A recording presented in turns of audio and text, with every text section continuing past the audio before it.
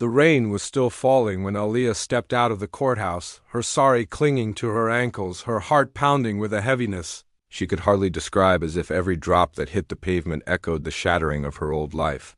She had never imagined herself here, married, yes, someday, but not like this. Not to a man whose name she had heard for the first time just 3 hours ago, not through a decision made in desperation, not because her parents had abandoned her in the middle of a crisis, not because her fiancé had run away with her savings 2 days before their wedding. She had been taught her whole life that marriage was sacred, something chosen with care, something woven through love or at least mutual understanding, but now her Mangalsutra felt heavy around her neck, a reminder of a choice made under pressure, under fear, under the sharp eyes of society that demanded a woman must always belong to someone to be considered respectable. Beside her, the man, her husband, technically walked with quiet steps, holding an umbrella large enough for both but keeping just enough distance so they wouldn't touch accidentally. His name was Rayan, a name she kept repeating in her mind so she wouldn't forget it, because who forgets their husband's name? He seemed calm, too calm, as if marrying a stranger was something he had done before, and Aaliya found herself glancing at him with suspicion, wondering what kind of person agreed to such a thing with so little hesitation. They reached the roadside and he finally turned to her, his voice soft but steady. "I know this is overwhelming. I won't pressure you for anything. We can take it slow." His words surprised her, not the words themselves, but the sincerity in them. As if he knew exactly what she was going through, she didn't reply. She couldn't. Her throat felt like it was tied in knots. She simply nodded, and they got into the same rickshaw in silence, partly because they had no other choice and partly because speaking now felt like opening a door she wasn't ready to look behind. As the rickshaw moved through the crowded streets, Aaliya stared outside at the blur of vendors honking cars and people pushing past each other with umbrellas held low. The world moving so confidently while she felt like she had somehow stepped into a different timeline, one that wasn't hers. Rayan finally said, "You can stay in the separate room. I've cleaned it. And if you want to leave later, after things settle, after people stop talking, you can. You're not bound to me." His words struck her unexpectedly. People rarely offered a woman an exit. They usually offered judgments. Her chest tightened again, but this time not with fear, something else, something she couldn't name. When they reached the small apartment building, Rayan led her inside. It wasn't fancy. It wasn't spacious, but it was neat, clean, everything placed with thoughtful precision. The spare room was simple. A small bed, a side table, a window with curtains that swayed gently with the breeze from a fan, and on the table a small tray with water, a towel, and a packet of biscuits. "I didn't know what you'd like," he said. "So I just kept something basic." She murmured thanks, voice barely audible, and he left her alone. The moment he closed the door, she finally collapsed onto the bed, burying her face in her hands. The tears came suddenly, uncontrollably. She cried for the betrayal she suffered, for the humiliation of people whispering behind her back, for her parents who refused to support her out of shame, and for the fear of sharing a roof with someone she didn't know.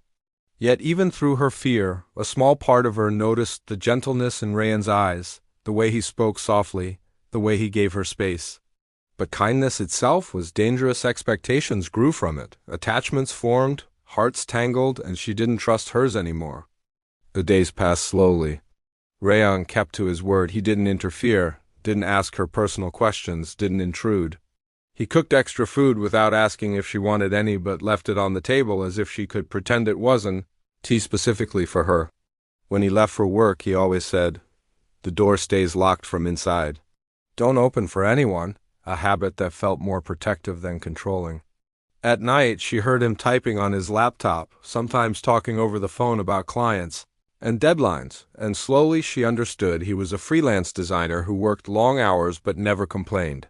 She found herself observing him quietly while pretending she wasn't looking. She noticed how he made tea exactly at 6 a.m. every morning, how he preferred silence over unnecessary chatter, and how he smiled rarely, but when he did, it was genuine and warm enough to melt even the heaviest tension. One evening, a week after their sudden marriage, she found herself trapped near the kitchen sink, trying to fix a broken tap. Water splashed everywhere, soaking her clothes. She gasped in frustration, and Rayan rushed in, startled. Move back, he said, his voice careful, not commanding. He turned off the valve effortlessly. You'll get hurt if you try fixing it while it's pressurized. For the first time, she felt embarrassed, not because she couldn't fix it, but because she had forgotten she wasn't alone anymore. He noticed her shivering from the cold water and handed her a towel. Their fingers brushed slightly and she froze. He withdrew his hand immediately. Sorry, he murmured. I didn't mean, it's fine, she said quickly. The words felt awkward, fragile, yet they bridged the distance between them more than anything they had said before. That night she found it hard to sleep. Every small sound from the living room reached her ears. Rayan pouring himself another cup of tea, Rayan shutting down his laptop, Rayan moving slowly so as not to disturb her. She turned on her side, staring at the shadows on the wall as thoughts circled her mind. Maybe he wasn't dangerous. Maybe he wasn't unkind. Maybe being married to a stranger didn't have to be a nightmare, but she pushed the thought away. Trust had cost her too much already. The next morning, she woke earlier than usual and stepped into the kitchen to find Rayan already making tea. He looked surprised. You're up early. I couldn't sleep, she said softly. He nodded sympathetically. After a moment of silence, she asked, Why did you agree to marry me? You don't even know me. He paused mid-stir, then leaned back against the counter. Because I knew what people would do to you if you left alone that day. The city can be cruel. Families can be worse. Reputation matters more than truth to them. I didn't want you to suffer because someone else wronged you. She stared at him, heart thudding. But why you? He smiled faintly. Why not me? For the first time, she felt heat rise to her cheeks. The rest of the day passed with a calm she hadn't felt in months.